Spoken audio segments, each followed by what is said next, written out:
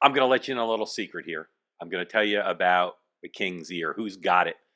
Go back to ancient history, and anytime there's a king or a leader or ruler or a president, there's a lot of palace intrigue around the question of who has the king's ear, who gets to influence what the top person does. And of course, that's a lot about palace intrigue. It's a lot about gossip, but it's also about policy and what happens. And Donald Trump, the court of Donald Trump, is an intriguing place. There's been a lot of conversation about who is influential right now for this president at this time. Donald Trump is misunderstood in a lot of ways. He's a very curious guy. People, I think, sometimes caricature him as not being curious. He's extremely curious. He's extremely interested in soaking up information. And like Bill Clinton, he wants a range of options. And he stays up late like Bill Clinton. And he wants to talk to people on the phone or in person to get more information. The question of who gets to influence this president is paramount. It's of interest in not just Washington lobbyists, members of Congress, and the media, but governments around the world want to know who influences this president. Had a crazy example this past weekend where apparently he's met in Florida with John Voight, the actor, who suggested, well, maybe there should be a tariff on foreign films. And all of a sudden now that president is exploring that as a policy, put it out on Truth Social. To influence Donald Trump most directly, regardless of who you are, you want to be proximate to him. You want to be in his presence. So you'll see people fighting to get in the Oval Office. You'll see people fighting to get on the patio at Mar-a-Lago. That is the best way to influence Donald Trump, to be in his person. Over time, people rise and fall. That happens in all courts of all kings. But Donald Trump has shown in this term a fair amount of consistency. The people around him, with few exceptions, who have influence have stayed the same. There are some changes, and we'll talk about those. As I said, being near him is important. What's also important is if you do well on television and if there's good buzz around you. Those are extremely important to Donald Trump in terms of who has influence. I talked on two-way with my colleague Sean Spicer about the factor of television. What are the ways to have Trump's ear? Because Besson clearly does now. So whether you're Besson or Stephen Miller, what are the keys to getting Trump's ear? Well, to win the surrogate war, which he's clearly done, meaning if you read that the comment that Caroline's putting out, when you know that Trump is hearing from disparate folks that X person is doing a great job, that's number one. Number two is obviously going on Fox News and other high profile type things. And I would say that those are probably the two: to have the echo chamber on your side and to have the media on your side, the key media. So with Donald Trump, anybody can get through. It doesn't matter who you are. If Donald Trump wants to talk to you, no matter what kind of guardrails are put in place, he is going to get you on the phone. He's going to get you in person. He's going to hear what you think. That is different. That is different than most people who've been president or run for president or have had senior positions in the American government that I have covered. Here, also from the morning meeting, Dan Turrentine talking about what he saw when he worked for the Clintons and for Nancy Pelosi. In both instances, they have people who had their cell phones who could reach them, at times.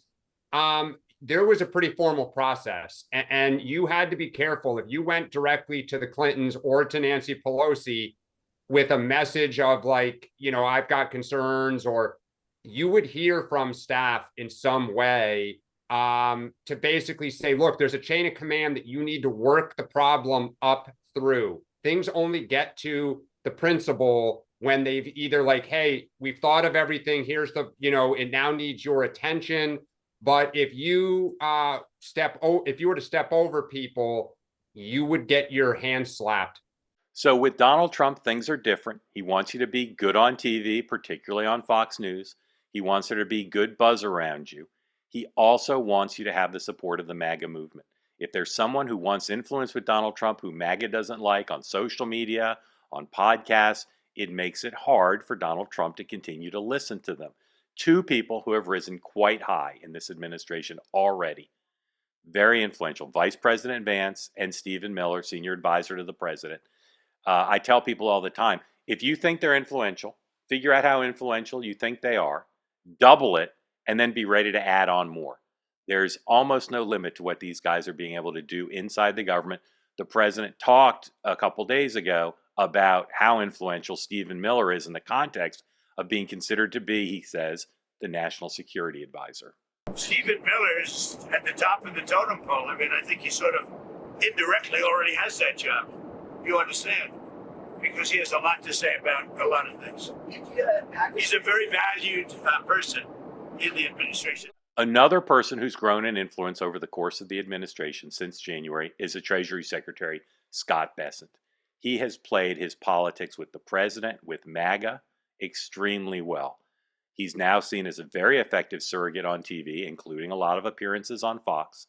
He's seen as having credibility with people like Steve Bannon, but also with people like Janet Yellen, the former Treasury Secretary under Joe Biden. This is a guy who understands the game. He spends time in Mar-a-Lago. He spends a lot of time in the Oval Office. He's good on TV, and he has the support of MAGA. It's got all the circumstances, all the traits you need to have influence with Donald Trump to be in the king's ear.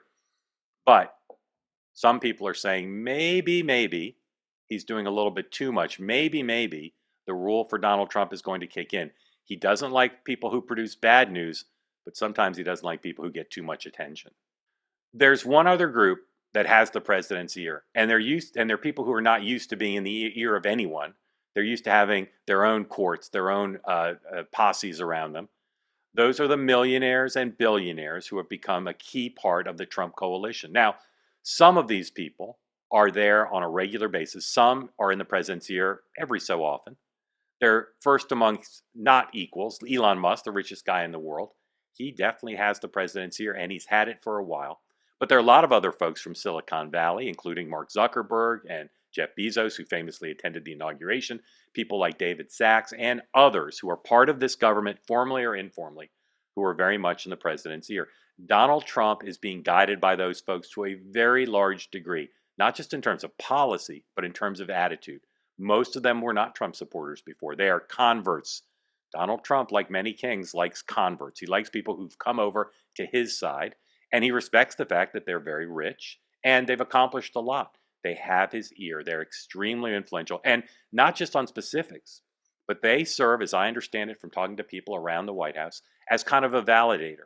If these folks believe in Trump politically after being Democrats, if these folks are endorsing what Trump is doing, his policies must make sense. It's part of why he's got confidence in his tariff policy, even though a lot of these folks previously were not big on these kinds of trade positions. And Elon Musk, of course, has been critical in that area. This reminds me of what happened during the Kennedy administration, right? You had a bunch of people who were known as, according to the very, very famous book by David Halberstam about the Vietnam War, the best and the brightest. People make the mistake in thinking Halberstam was saying they were the best and the brightest. The title was meant ironically, that while they were very accomplished, a lot of them were from academia, while they were thought to be very smart, they didn't do a good job. They did not whisper in the president's ear the right things history records about Vietnam. These current best and brightest, world-class accomplishers in the private sector, in tech and in other fields, maybe they're right. And maybe their influence in this administration will be more successful than what Kennedy dealt with and Johnson dealt with during Vietnam. But there are some people who believe that as smart as these folks are, and they're mostly men, so I'll say guys, as smart as they are, that they're not giving him the right advice, that their whispers in his ear are misguided. I talked to someone yesterday who knows many of these masters of the universe quite well. He said, they really believe they know everything. You would be amazed at how little they actually know. Now, again, history is going to record what ends up happening. But these folks whispering the president's ear, policy specifics, and the validation, which Donald Trump believes in, that if these accomplished people, millionaires and billionaires, believe in him, he must be on the right track. So watch closely. We'll go forward and we'll continue to chronicle who gets to whisper in this president's ear, who is part of the court of Donald John Trump, and who has the right influence. Some people are saying that these millionaires and billionaires, as smart as they are, as accomplished as they are, may have a date with destiny, that they're going to go down in history as folks who came in and enabled some of Donald Trump's policies, particularly on tariffs and some of the other things he's done that have, in the view of many, defied the Constitution, and that their validation has given him an inflated sense of how right he is about some of these policies.